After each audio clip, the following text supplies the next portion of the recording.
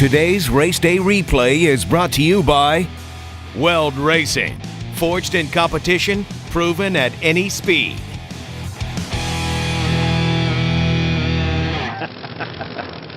Here we go, race fans. Stu, you got bottle, you got blower. Oh, man, Tony makes a move out there. Tommy D goes 368 at 200 miles an hour. Tommy D. April takes it for the blowing car and goes number one. 500th